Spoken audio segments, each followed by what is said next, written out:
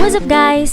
Ito na naman po ang inyong kusinerang inhinyera, 𝒍𝒂𝒊𝒍 and welcome to my channel. Ngayong araw na to, magluluto tayo ng mas pinasarap na tokwa. Crispy on the outside and soft on the inside. At hindi lang yon, may bonus pa tayong recipe para sa sauce na talaga namang magiging paborito mo.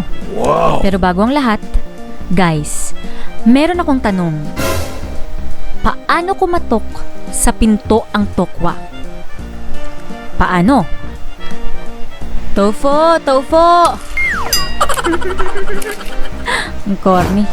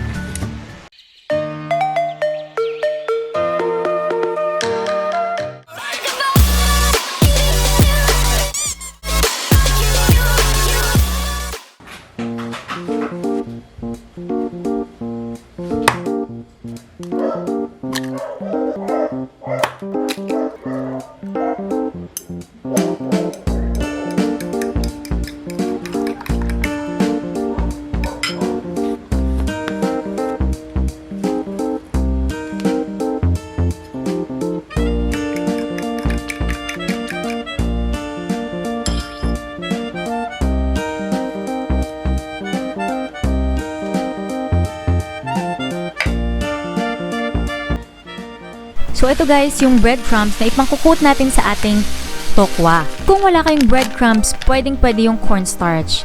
Bakit cornstarch at hindi harina? Kasi yung cornstarch mas magiging golden brown at crispy yung ating tokwa. Pero optional lang naman guys, kung wala kayong cornstarch, pwedeng breadcrumbs na lang. O pwede din naman na double coating. Gagamitin nyo pareho yung cornstarch at yung cornstarch at yung breadcrumbs. Ano?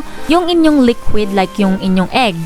Tapos, i-coat nyo ng cornstarch. Then, yung egg ulit or yung inyong liquid mixture. Tapos, ang inyong pang last coating ay breadcrumbs.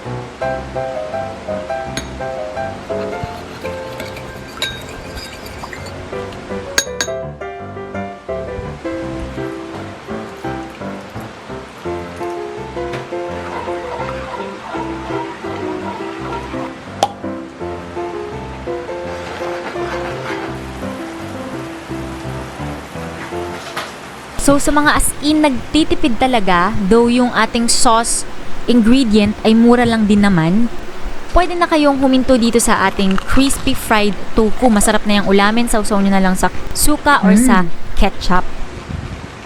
Pero iba din naman talaga kapag tinos mo yung iyong fried tokwa doon sa ating ginawang sauce. Talaga namang mapapa anak ng tokwa. Pagkasarap naman ni Re.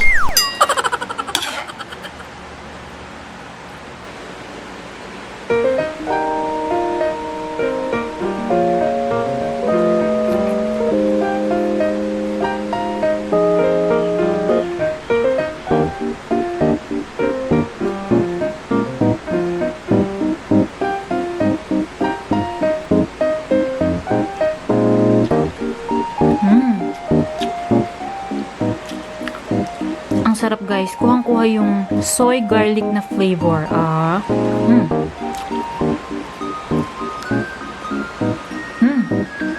Hop.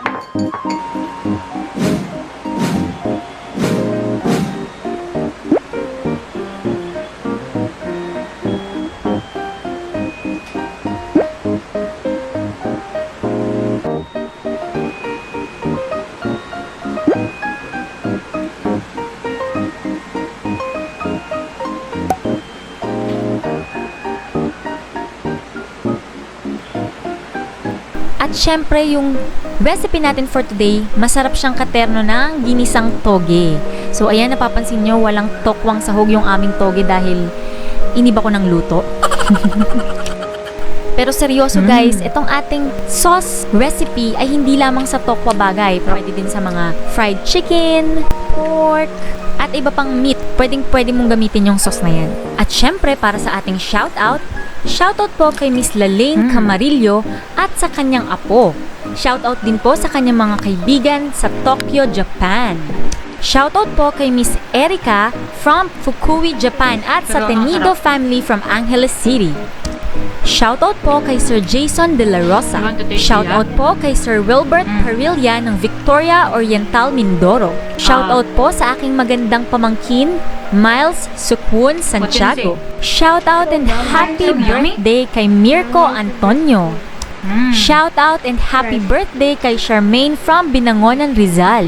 At sa mga nag-like, nag-share at nag-message sa aking Facebook page at Instagram, shoutout po kay Sir Brian John Joson Espedido. Shoutout po sa isa nating OFW from China, Sir John and Ray Abaco Duque. Shoutout po kay Filipinas Heron Camagon.